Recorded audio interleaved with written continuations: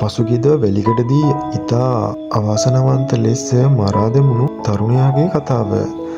Lanka hospital එකේ තමයි මේ ළමයා වැඩ කරලා තියෙන්නේ. බෝඩිමක් හොයාගෙන රාජගිරියේ පැත්තේ යනකොට පිටිපස්සෙන් ට්‍රිවිල් එකක් මෙයාව ෆලෝ කරලා බයට මෙයා ළඟ ගෙදරකට දුවලා ඒ ගෙදර අය හිතලා තින්නේ මේ ළමයා හොරෙක් කියලා. ගහලා ගස් බැඳලා පොලිසියට කෝල් කරලා වැලිකඩ පොලිසියෙන් අත්අඩංගුවට අරගෙන මේ ළමයා එදා රාත්‍රියේ එයාගේ අම්මට කෝල් කරලා කියලා එයාට පොලිසියෙන් හිරිහැර කරනවා කියලා. පහුවදා අම්මා පොලිසියට ඇවිත් කලින් ආණ්ඩුවලදීත් මෙහෙම සිදුවීම් සිදු වුණා. ඕ එහෙම නොවෙන්නයි මේ ආණ්ඩුව මිනිස්සුපත් කරේ. ඒත් දැන් වෙලා තියෙන්නේ ඒකමයි. මේක විදිහට දැයියර පහුගිය දවස්වල ආයුධ පෙන්නන් එක ගිය නාටකය මතකද?